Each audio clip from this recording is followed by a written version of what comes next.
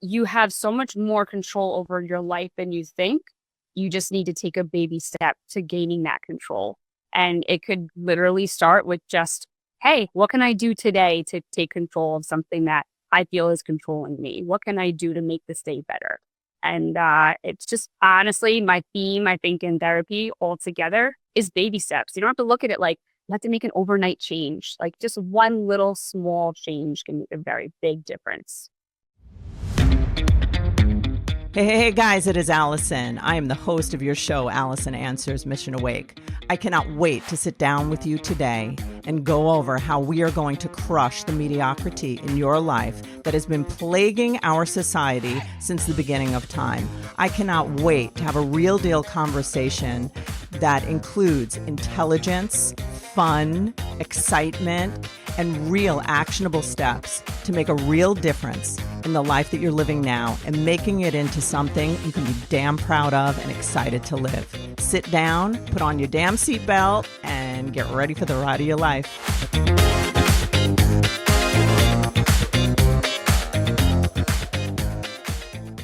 Hey, guys, how are you today? It is Allison from Allison Answers and Lager Counseling Services. Guess who I have with me? Okay, you lost it. This is who it is. I have Allie Silver Thompson. And Allie is my friend, and she's my employee, and she's my coworker. And she is a therapist that works at Lager Counseling Services. And she's been with us for 3 wonderful years. We've never had a fight. And the reason that I have Allie on today is because I've made a decision to showcase the incredible people that I have who work with me tirelessly at Lager Counseling Services. And I really believe they're unique and special people. And I think that it's very important for people to understand because there's a lot of media and a lot of communication out there about therapists that we're batshit crazy, basically. You see it on every movie, like how they go see a therapist and they're crazy. And drink, excuse me. Yeah, and always, and they're like having sex with their clients. Like they're all so screwed up, but it's not true. Maybe it's true for some, but it's not at Lager Counseling Services. And also what I really the real point is not to say that our place has like these great people, but it's also everybody leaves therapy with a story. And when people hear things and hear in media, like a lot of people talk about, oh, you go to a therapist for years and years and years, and you just keep talking about your problems and never change them. I mean, I've heard that so many times, but you know what? Maybe that is true, that it does happen, but we don't do that. Like we're all about living in the solution and creating and really helping people create like the best life they can. So the main reason that we want to do this, because listen, I don't monetize this podcast. This podcast is not about that, but it's about as much change that we can provide for people to help them have a better life. So I thought I have all these guests, like why not have these amazing legends on that like really meet the needs of people, and they're kind of hidden in the background and they're like those silent heroes. So, and Allie is like a breath of fresh air. I think of her like a lemon drop, like like a she just has so much to offer. And she's been through a lot. So I want to welcome you, Allie. I'm so excited to be here. Yes, thank you so much for taking time out to be here with me and to do this. So where I want to begin is really how I know you've overcome some really big challenges in your life. And I've met you kind of after you've already succeeded. You had your license, you're a therapist, and then I hired you. But as I got to know you, I learned so much about some of your struggles, and you came to me and told me about some help you needed with certain things. And I just thought it was so cool. So would you, first of all, tell us how you came to decide to be a therapist, and then like what you had to overcome to get there? Sure. So I have been in the field for, I think, at least 15 years now. And I first started off wanting to be a social worker because I heard of my maternal grandmother's story in the 80s. She passed away before I was born. She suffered from manic depression, and she unfortunately committed suicide. She was in and out of psych hospitals most of her adult life, treatment, shock therapy, you name it, she was going through it.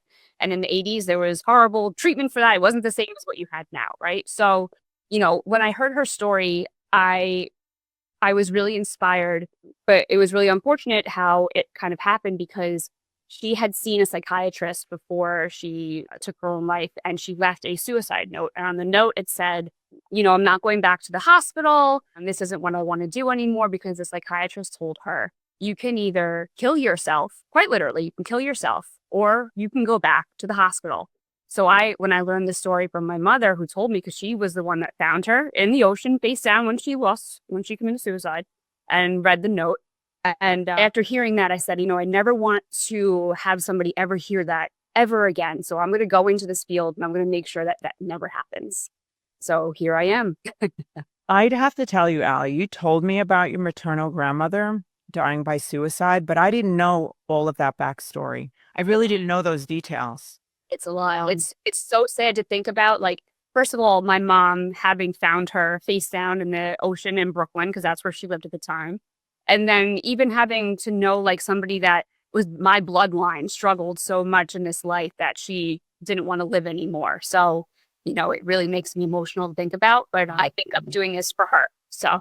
Wow. I want to just say also about that, because now I'm almost like taking off with that, because, I had done a podcast with Joanne Arturo, who works with us, and I didn't realize the synchronicity that Joanne came up as a young teenager with what they called back then manic depression, which is now bipolar disorder, just for anyone who doesn't understand that diagnosis, and that she had no hope for her life.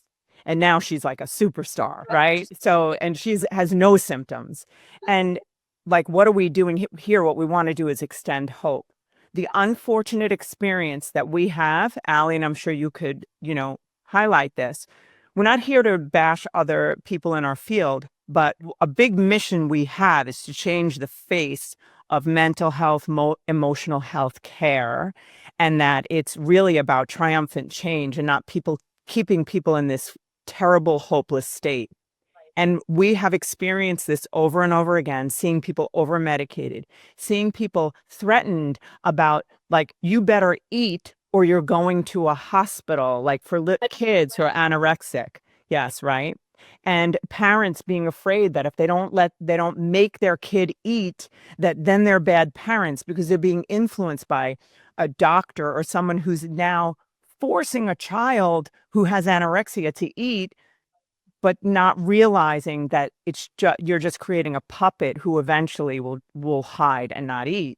It's just such a tragedy. So we want to stop that. We want to provide as much of the right kind of care and not this like rigid clinical shit that we're seeing. So, Allie, that's a really amazing, sad story. And how old was your mom? I'm just curious. Was she an adult or a young?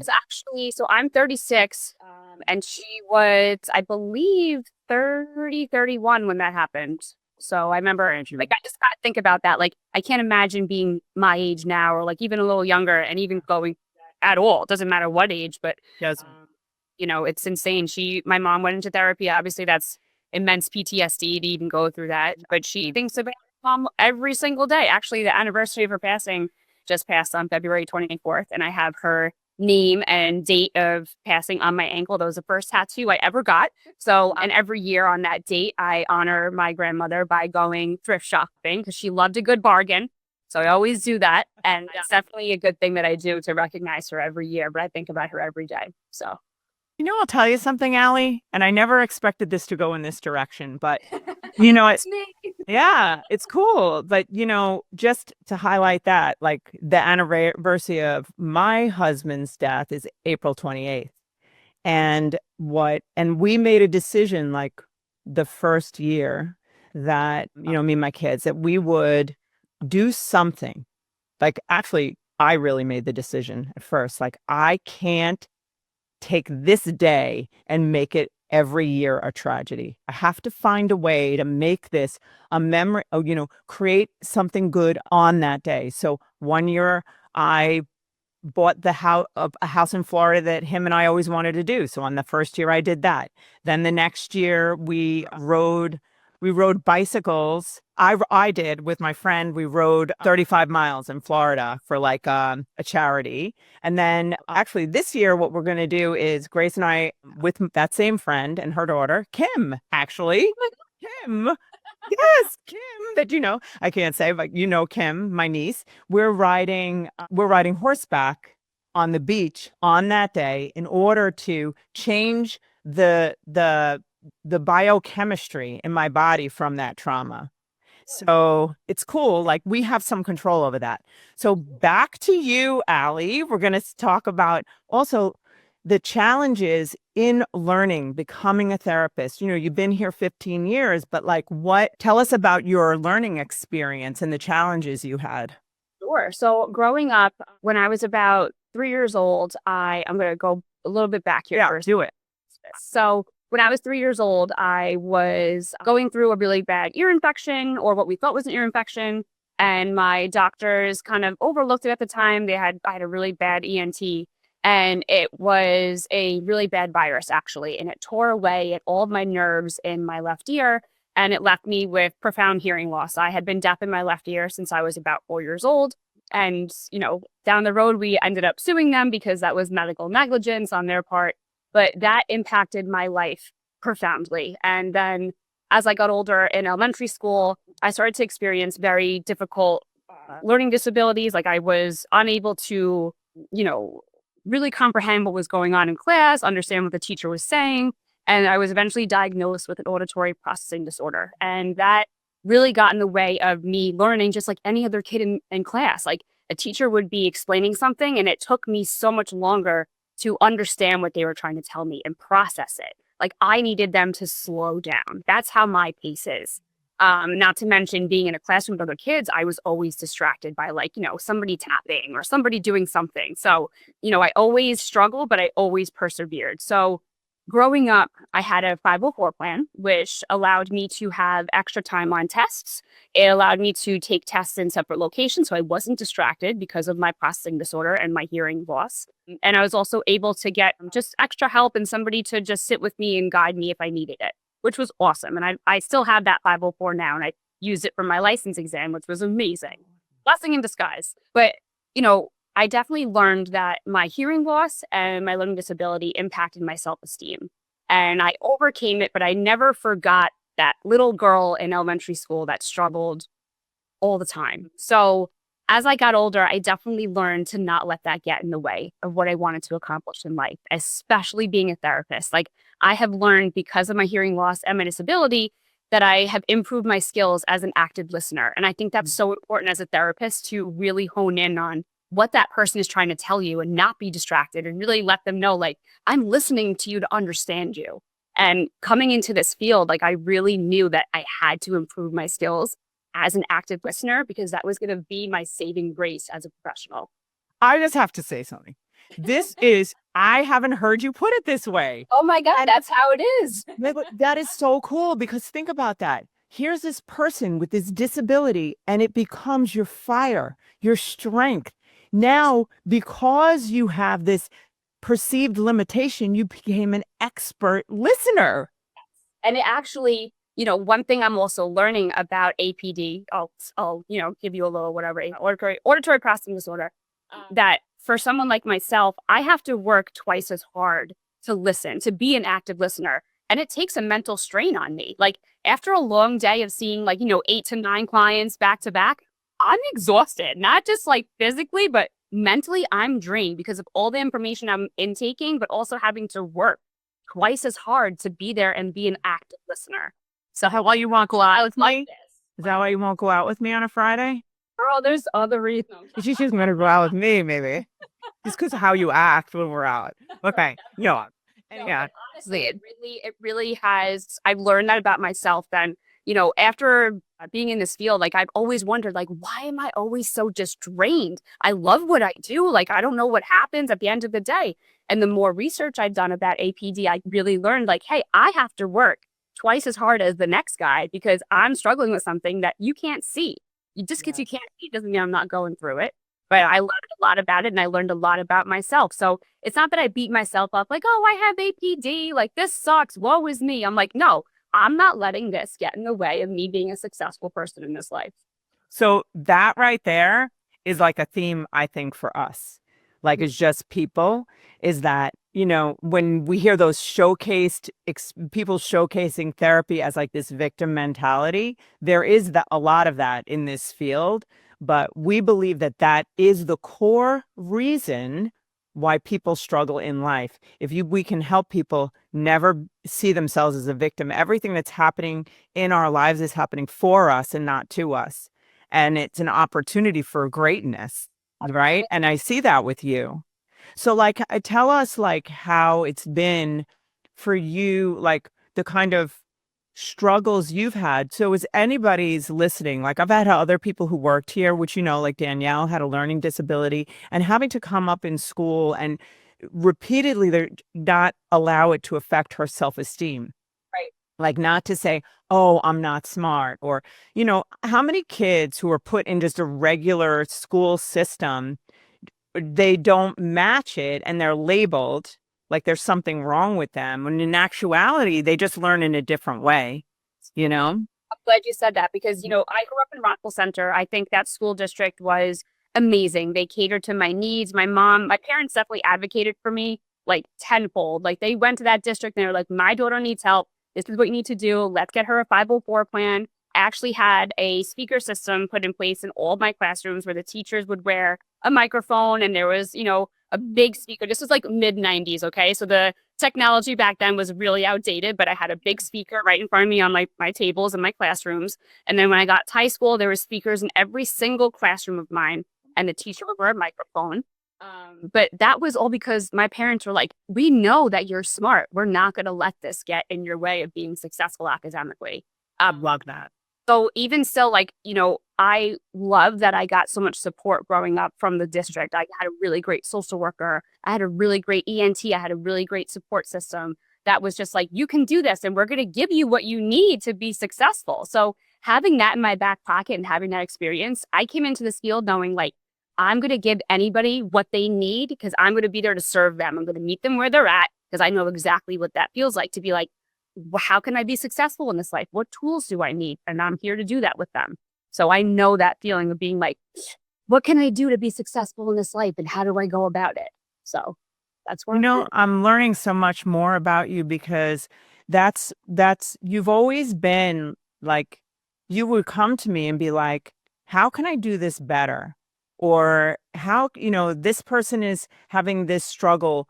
Let's do something to advocate and make it better. Like, and very like so dedicated to that, which is cool and great, but seems like a little bit like it's a higher volume for you to do that. And also like one of the things about you that I think is really cool, and anybody who can do this will have a better life. Like you take ownership. That's one of our core values. You are just like willing to say, I don't know how to do this. I can't do this. I need help. Like, could you just speak to, I mean, a lot of people have a hard time with that. Admitting because they feel like there's something wrong with them if they admit that they have like an issue, right? Yes. I mean, for many years growing up, like I remember such a vivid memory of just sitting at my kitchen table with my parents and not being able to answer the questions at hand, like any homework assignments. And, they would get so frustrated with me. This is way before I had my diagnosis. They had no idea what was going on with me. They were like, why can't you get this? So, that's always my memory. And as I got older, I really knew what it was like to not know the answer, but I know that it's okay to not know something sometimes or all the time. And you just have to ask for help because how am I supposed to be successful in anything if I don't ask for assistance, if I know I want to learn or better myself? So I kind of learned to be like, okay, I'm going to help that 10-year-old little Allie and say, nah, girl, you're going to ask for help when you know you need it. Or if you don't know an answer, you're going to say, I don't know. Help me figure it out. But you know what? That right there, there's something about that as a quality of a person or a learned skill that somehow you must have had some sort of maybe backing from your parents or somewhere you learned that it's okay to be wrong or, not know. Yeah. Think about how much we're taught that we must know. Because if you get a wrong answer in school, and it's like if there's not encouragement necessarily, like I feel like a test is designed should be designed to show you the areas, just the spots where you need to learn more. It shouldn't be this is where you're wrong and now you get an F. If you get an F, you say, oh, well, we have these 45 questions that we just need to sharpen those skills. And like, even if it's framed differently, right? Yeah. I feel like tests are my worst enemy, especially like when I was growing up. If I had a test, I had immense anxiety before taking it. I would study the best way I knew how, but I was a horrible test taker because of my processing disorder, because I knew I needed extra time. I knew I needed that time to process what the hell I was reading. But I overcame that, and I know that I can always ask for help. But back then when I was younger, it was a sense of shame, like, oh, I'm so embarrassed, because in a classroom setting too, when you don't know an answer, there's always going to be kids that are like, oh, you don't know that, or the teacher's not encouraging you to try a little harder because they're just trying to be like, you know it or you don't. So I always hid when I didn't know something in school. it Always. was embarrassing. It was a form of like, what's so wrong with me that like somebody else gets it but I don't. So Yeah, it's always. my back pocket of the memory. Yeah, I always felt like that in school, like I didn't know anything. I don't think I'm really very smart, actually. I have 8 years of posters. Right. But I always felt, and how many people say I'm not good at math? You know what? Right. Finally, I decided not to say that. And I'm like, you know what? I'm going to be good at math. And you know what? I'm freaking really smart when it comes to math, but I never knew I was. I love that. That's There's, amazing. it's such a common thing for people to just accept, like, oh, it's not an issue of intelligence to not know something, right? So it's like, what would you say? Because I think this can apply to anything, Allie. So, like anybody out there, anyone listening who has lost hope, who has shame, who doesn't believe in themselves in any area. So it could be like academics, it could be, that in relationships, like feeling like, oh, I mean, how many people do we see in relationships that they believe they can never have the kind of person that they would really love or would love them, or how they could never be no one would ever love them, or they'll always be with a rotten, emotionally abandoning man, or right? So we do this. Like, let me tell you about anyone who's listening who has a situation like that. Is that not the most common thing we see? Oh my God, all the Relationships. People feeling not good enough, right? right. Or picking the wrong partners, or feeling like the Yes. person you pick is a reflection of who they are, but really, you have to pick based on the kind of love you deserve. And I think that comes from self-esteem. So I went into this field knowing like I know where my self-esteem is, and I want to help bring somebody else to that level of like, hey, you have the ability and control to change your life and how you see yourself. Let me help you get there. How did you learn that you are worthy? What were because people need to hear this. Of course, absolutely. I think one of the biggest factors is that I have amazing parents. I have parents that always saw the good in me, always knew that I was, able to do anything and be loved, and they loved me unconditionally. So that definitely programmed me starting when I was younger up until today to know like I can overcome anything and there's nothing wrong with me per se. And I'm lovable. I'm worthy of love, right? So knowing that I have them, their guidance and how they showed me love growing up, I knew exactly what I needed to do to love myself, how I could choose somebody in life to be with, like the person I chose to marry. He treats me like a queen. We love Chris. I love him. Love, love, love. I've also taught him how to treat me. And I think it's really important that when you have this sense of self-esteem, you allow yourself to also teach people how to treat you. And you don't tolerate anything less. Because if you teach people that they can, disrespect you or talk to you a certain way, that says something about how you view yourself. And I've learned, especially like maybe in my later 20s after a very toxic relationship, Like, I'm never going to put myself through something where somebody makes me feel insufficient or not worthy of love, because I am worthy of love, because I have people that have shown me that I'm worthy of love. So why would I put myself in something that is going to downplay that or contradict it? So, we all go through horrible relationships at some point in our life. So I came out of that and I was like, I ain't doing that again.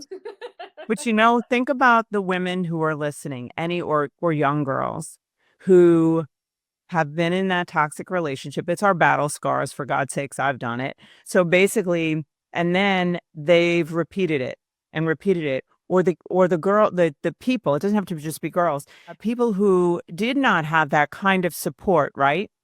See, I'm going to ask you to expound on a few things. One is how someone teaches someone how to treat them. And I'm going to comment on that too myself.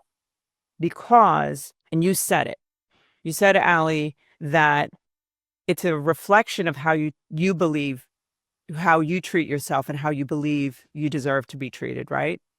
So all the work begins inside, right? You said something interesting that I'm going to challenge, not in a bad way, but you said, I'm lovable. The reason I know I'm lovable is because you're describing evidence of people loving you. So now, suppose we were to say, and you're not in that situation, that you didn't have the experience of receiving the love. And I use this example. You see this, whatever this is, this cup, whatever, I forget what they're called. So it's filled with water, right? So let's say I never drink it. So it's drinkable. It has all the water in it, but I never drink it. And it's like, people are lovable, but maybe no one ever extends or experiences their love or gives them the love. There's no exchange. But are they now not lovable? So it's like at some point when we upgrade ourselves, and then we have people in our lives that reflect that. And then it's the evidence. It comes from the inside and then out. Like, I believe more in myself. Now someone else loves me. However, let's say all of those people went away. Were you left? Yeah. Now the ultimately is, am I love? And I know that it takes many, many jumps to get there from somebody who's in repeatedly bad relationships with, and they just can't get out of them. That was me when I was younger. I was neglected. I was abused. I really had no clue that I was just calling to me what I believed I was worth. I had no clue. Hey, guys, how are you? Isn't that amazing? This story that we're hearing on this show is great. I want to just give a shameless plug of my book. I would really want people to have a good look at my book and to understand what it really is. I used to be ashamed to plug my book. And then I realized, how is that right? To keep the information, the 30 years of experience that I have, the 8 years of education, the trauma that I grew out of and learned how to manage, and how to manage emotion, all the training I've had in neuroscience and quantum physics. How can I keep that from the public? So it's not, I used to think it was like something I should, be humble about, but being humble is silly when you're keeping things away from people that they need. So what I want to tell you about my book, and I hope that you do get it, because I think it will really help you. I've gotten a lot of tremendous feedback about my book, and that it's really, really of great value to a lot of people. And what it is, it's an interactive read, and there's inside of it, there's journal entries. So as I'm teaching and going through the book and teaching you how to create the life you want by understanding how you're wired, how your thoughts, feelings, how your words, how thoughts are things, and the neuroscience behind it, and how we are programmed from the time we're 0 to 7 years old to live a life of mediocrity or a life of poor design because of meaning that we attached to events when we were children that just became our programming. What I want to tell you is that there is a way out, and it's a simple way. It's very simple. I believe in the simplicity and the grace in healing, and that it doesn't have to be a big work. So I would love it if you'd get my book. It's a best-selling book on Amazon, and it's my first. And I encourage you to get it. It's called The Wake Up Call, an interactive read for building the life you want. I don't think you'll be disappointed. Thanks so much for being on the show, and let's get back to it. How did you, and how would you tell someone to awaken to that, like, wow, you saw this, I don't ever want to be treated like this again, right? Yeah. I'm very, I would say, strength-based in definitely my practice and just definitely in itself.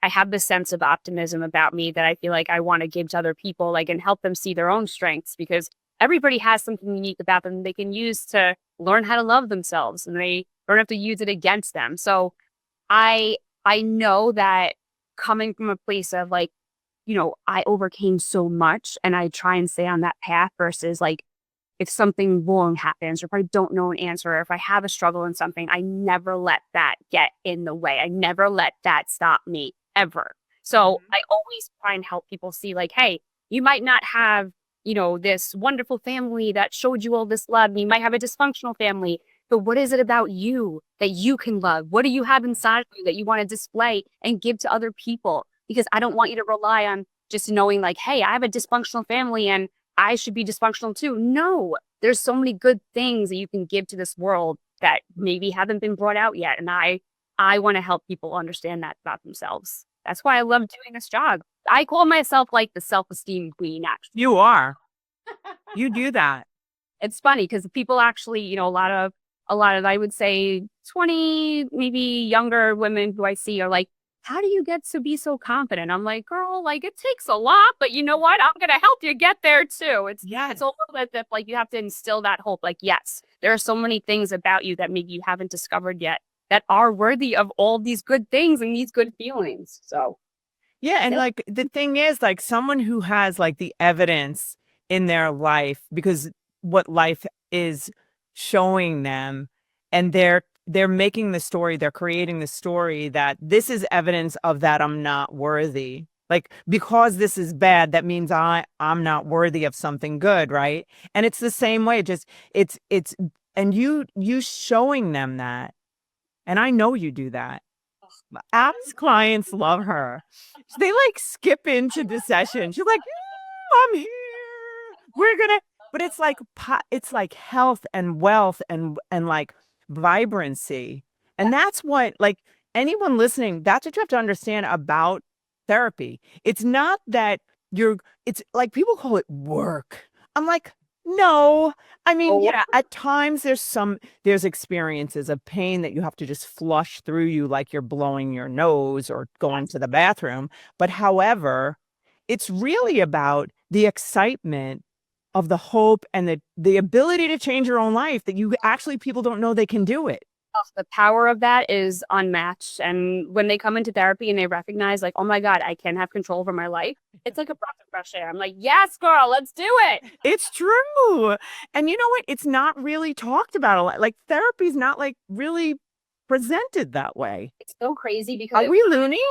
No, it's wild. Like you have to think about how far therapy, I think, has come. So it's like, I know for myself, when I was going through my struggles with my processing disorder when I was in elementary school, I was seeing a therapist in school, and it was almost like a hush-hush thing. Like, hey, like you get taken out of the room to go talk to somebody and don't talk about it. Or like, other kids in the district, if they had to go to resource room or whatever, it was like a problem. It was like a stigma. But now this generation, like, what do you call them? Gen Z, maybe the ones that are in like high school, like early 20s. They're like, oh, did you hear what my therapist said? I gotta share with you. Like, I never thought I'd see the day. It is true.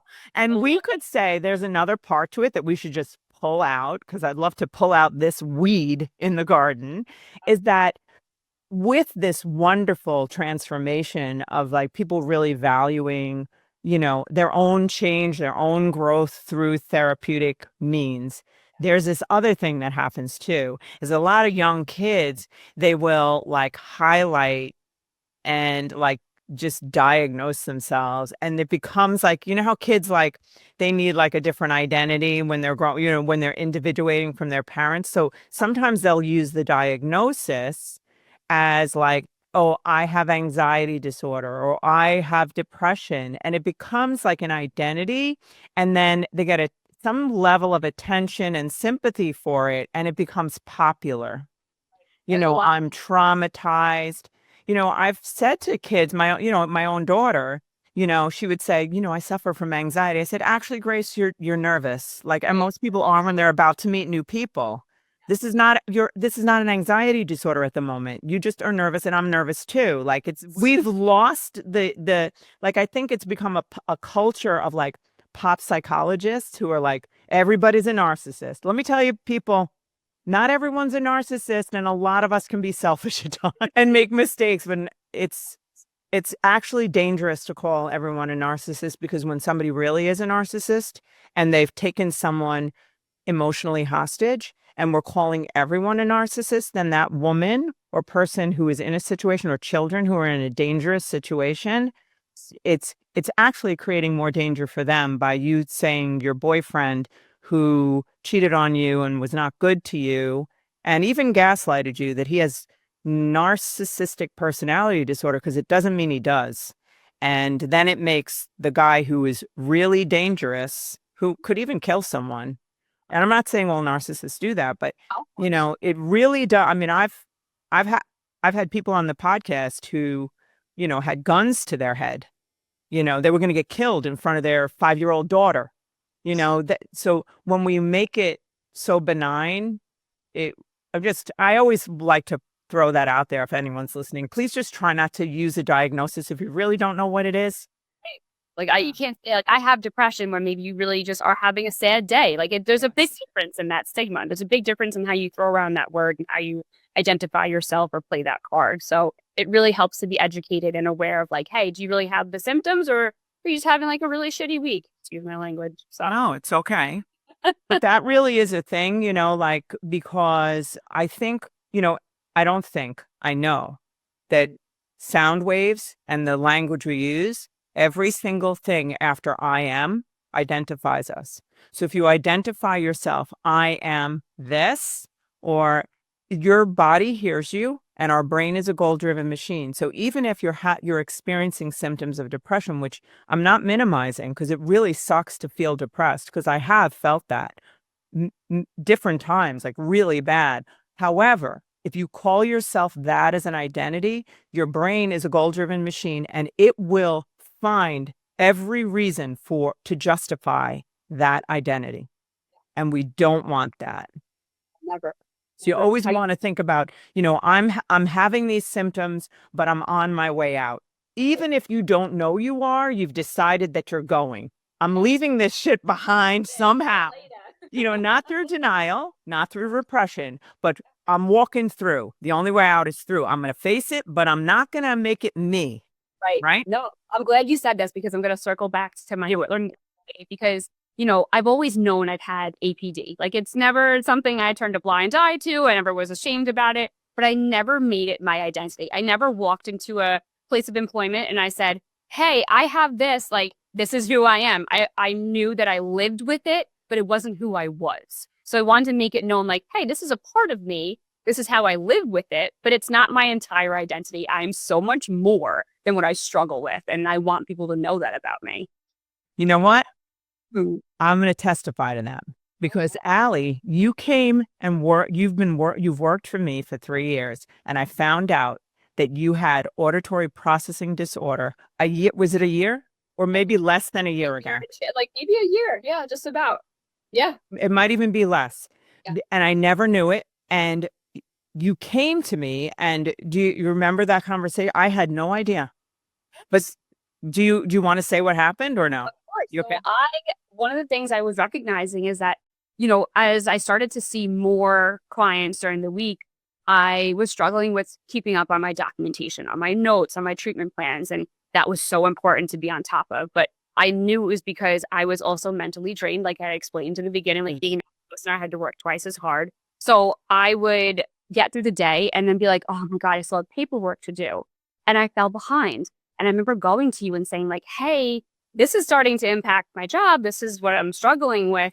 I need some support here because this is something I've lived with and I know how to work around it and do things to tackle it.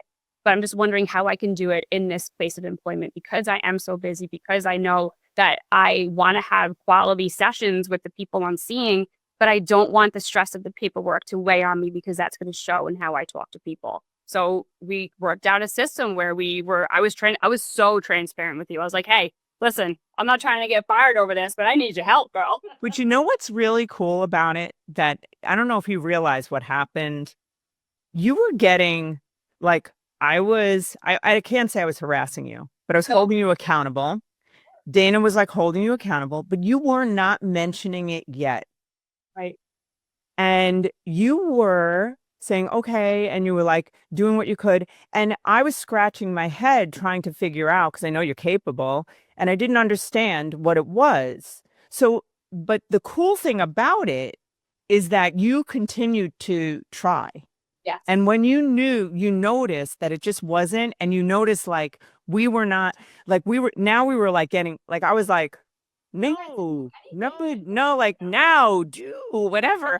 And then no options, but it was such a cool experience for me too. Cause like, I know people who listen also here are entrepreneurs. So sometimes we just really don't know, or anybody who's listening who is employed, like sometimes if you just tell the truth, there's always ways to get things done. So like then we just made a plan. Yes. You know what? I think one thing that helped me also was that I trusted you and I trusted Dana and I knew I could confide in you guys, be there for support. It wasn't going to be me opening up and being transparent and you saying, well, maybe this isn't the place for you. Because first of all, that's discrimination. Yeah. I mean, I wouldn't do that anyhow. And I knew I took this job for a reason 3 years ago because I felt that you were going to be a guiding light for me in this field. And I took it and I ran with it. And I believed in your process. I trusted your abilities to be a good supervisor, a boss, employer. So I knew coming to you was the right decision because it wasn't like I couldn't trust you and you did right by me. So I will always appreciate you for that. Well, if you really think about it, Allie, like the reason that it worked, or you could even say like, oh, you did right by me. The reason was because you're such a receptive person. Like I was able to be hard on you, but to me, that hard on you was pure love. Of course, yeah. It's like, because I was like, I know you can do. I remember saying to you, Allie, I know you can do this. You have as much power in your body that can blow up the Eastern Seaboard. You just don't know it. And you basically, I'm like, and I know. And I said, you don't believe me now, but you are going to feel like $1,000,000 when you are up to date. And I said, and I just can't, and I just want you to know, like, I know you can do this. And I wasn't going to let you not do it. If you could speak to the person who's out there, whether it doesn't matter the age, but I know you have this strength with these young women, like who just has lost hope. Let's say that they'll ever have a relationship that is where someone values them, or they feel like they're not smart enough or pretty enough, or they can't stop binging, purging, throwing up, whatever. What would you say to the person who just doesn't believe it can get better? I love that question because I know exactly how I can answer this. Yeah. One of the things I definitely, because I've done this with, women in therapy, I tell them to talk like they're talking to their younger self, almost as if they're walking into their childhood bedroom and they see their 8-year-old self sitting on their bed and they see them in this place of just, hopeless, like not believing in themselves and whatever.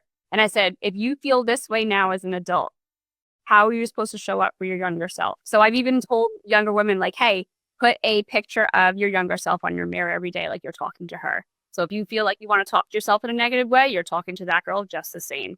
So in terms of, instilling hope, I want to remind whoever's listening out there, talk to yourself as if you're talking to your younger you and think about how that would feel for them to hear. because that's everything. We all have an inner child. You have to kind of like recognize what that voice is or what that inner child is seeking in this life and how you can show up for them.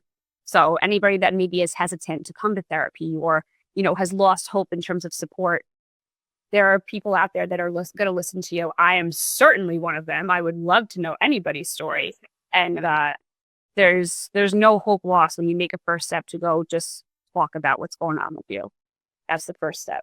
That's so true. And, I'm going to just piggyback on both of those statements because one about it just hit me when you said that, that there are people who really want to listen.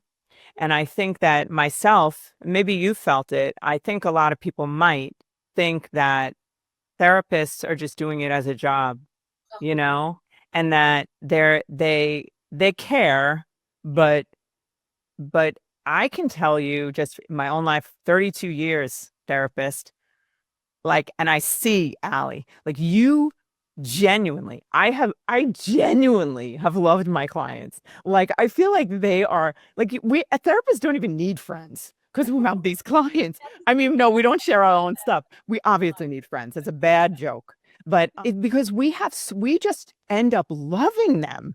Right? Isn't it true? And we do want to hear their story. So if anybody gets in their head that you think, and if you have a therapist who you just really think doesn't, maybe get another therapist, or you could, they may really. So you want to ask them, or have a conversation about it. But to piggyback on the inner child thing, there's an exercise that I give people in therapy, and it is. And by the way, don't call to ask me to be your therapist because I can't. All my wonderful therapists can see them, but I'm too busy running a business right now. I have people do this thing, and I think I might have mentioned it to you. Dear little Allie, dear big Allie. And I want to add to what you just said. When people are thinking about looking at their inner child, their 9-year-old or whatever it is, one of the first things that will happen is they'll feel like they're supposed to be loving to that little child, but they actually don't feel it. So when someone has a really low self-esteem, they don't realize that they've split away from that younger child.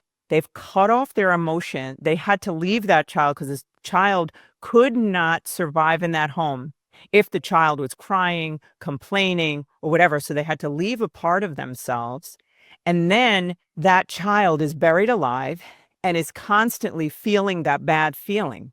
So then they want to reject that part of themselves, which is not good for them. But the first step in any relationship is in order to integrate your adult self to your child is you have to know how you actually feel. So I'll go to the door of the room with the client and their little child, right? So I'm at the door of the room. I say, okay, let's look at that little child, because that's what you were just saying. This we do at Lager Counseling Services. We go to the door of the room where the problem is. We just go right there and excavate that shit. Okay, so we go to the door. Now, let's say the child's being yelled at because they're not able to do the math problem. And the father, I'm making this up, the father's saying, you're stupid, blah, blah, blah. And now we're observing. Now that child, the client is looking at this scenario where they just feel like so bad. Now I will ask them, hey, look at that child. What do you think of that child? Now, sometimes they might at first say, I love them. I'm like, do you really? Yeah, right. What do you really think of them? And they might say, I think that I just wish that kid would do the stupid math problem. And why are they so dumb? Because that's how they really feel about themselves. So now they identify it.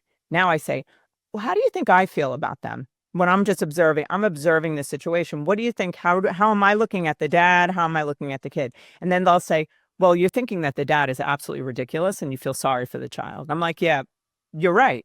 Yeah. So now, or they might say, you think the kid's stupid too. That'll tell you even more about how much they really hate themselves. So now we're doing a whole therapy thing right now, people, but if it helps someone, why not? So now to that point, so what I'll have people do is then they have to identify. And then if they say, dear little Allie, dear big Allie. So let's say you say, dear little Allie, I wish you'd just be quiet because dad's mad. And then the little Allie goes, why do you keep leaving me and thinking that I'm bad? What's wrong with me? How come you won't stay with me? You keep abandoning me. Now they go back and forth and have this conversation. And once some of that's cleared out, now a relationship can begin, right? So, but the other thing is I'll have the person actually eventually go in the room. I said, I'd like you to go in the room and fix that problem as an adult. And they'll tell the father to leave the room. This is not an option. I'm going to sit down with this kid and I'm going to show them how to do the math problem. Or I'm also going to tell them that they're not dumb or whatever it is, or they might, but they first have to clear out that other little part, which, I'm just adding this thing in. Allie already knows this, but we want to not tell people to say, oh, sunshine and roses when they hate themselves, because then the little child knows it's not true. Right. So it's like you want to develop that relationship through being honest and then fixing it. Yes? Absolutely. Sure. You know, it's interesting too, like I do a lot of inner child work with my clients. Yeah. It's definitely a tearjerker for sure. Like when they have to think about what their younger self was experiencing or how they would sit with them right now if they could and what they would say to them.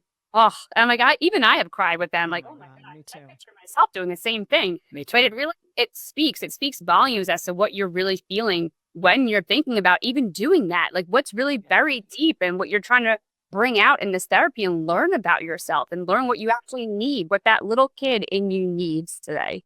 So I love that scenario. Thank you for sharing that. That's a very profound way to go about it.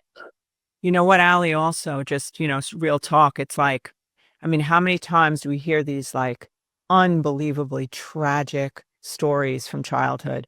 Like, it's just, you can't unhear them, and it's like, the person's already, or it's already done. Like they've already lived it. It's mostly hard when kids come in and they're living it. Yeah. Right. And it's not reportable. It's not something that they can really be taken away or whatever it is. So we have to help them develop the skills in the system they're in, which is that's rough. But we always have to know we're doing something. We're definitely, but because having a person in your life is better than not having a person in your life when you're going through a hard time. But I'm trailing. But I love it because I think if I can piggyback off that, I'm not trying to brag or anything. I have served a purpose in so many people's lives that I've met along the way in this 15 years of me being in this field. And I can't even count anymore how many people have turned around and said to me, like, I'm going into this field because you've been there and you supported me and showed me like it means something when somebody's in your life that makes you feel heard and seen. And I want to do that for somebody because you made that impact on me. And like, here I am like bubbling, crying like an idiot because I'm like, this is so nice to hear. But like, you really put it in perspective. Like this person just needed somebody to make them feel heard and understood. And that was it. And they can now go on about their life and do it with somebody else and go into this field and make an impact, just like you and I do. So know what it is. And we talk about this all the time, like in our group, supervision, our group, our staff meetings or whatever, that we like, when you help one person, you're helping generations. Like if you help a 14-year-old, like it changes who they're going to be as a parent, their children, who they marry. It's just such an honor. It's such an honor. And like what you just said about that has happened throughout the years. I have seen so many people who say, yeah, I want to do this now. So it's like raising up a generation. So anybody who's listening, like, what would you want to say, like, to really, like, drive it home? Is there any other important things that you feel you want to share? How do I even put that into words? Like, it's such big things. Life is short. I have learned life is short. The days are long. The years are short. And you have so much more control over your life than you think. You just need to take a baby step to gaining that control. And it could literally start with just, hey, what can I do today to take control of something that I feel is controlling me? What can I do to make this day better? And it's just honestly my theme, I think, in therapy altogether is baby steps. You don't have to look at it like you have to make an overnight change. Like just one little small change can make a very big difference. You're healing me in the moment. I think any of these words, no, they're healing. They're all, the words we're both speaking are healing words. But when I hear you speak, it's to me, that is everything what you just said. It's everything. We minimize the day we're in and the moment that we have. Like any moment you can turn something around. When I had an eating disorder, hospitalized, all that bullshit I went through when I was young. And one thing that really helped me is knowing that at any point in this moment I'm in, I can turn it around. Even if I just, was heavy in that addiction, this moment can be a different moment. And all of life is made up of all of those baby steps, isn't it, Allie? It's all of it. And you know what? I love Alex Hormozy said this one thing, and then we can kind of close with that. He said, my power lies in how I have shortened the time between something I know I should do and doing it. He said, isn't that powerful? So I love it. So he said, when I was younger and insecure, like I would avoid and wait and wait and wait and wait to do it. And he said I had very little power. And that as I gained more and more confidence, the time between thought and action, I love that. Thank you for sharing. Yeah.